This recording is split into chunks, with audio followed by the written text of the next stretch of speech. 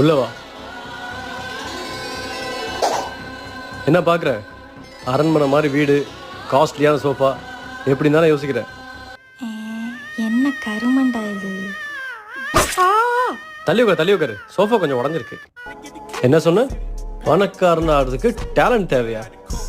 Grain இருந்தாலே போதும். இது வேறயா? ஆமா, இவங்க 2 பேரும் யாரு?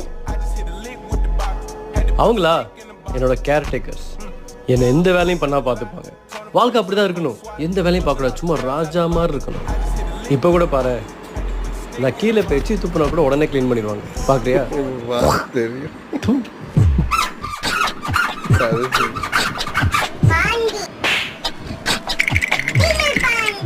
எப்படி?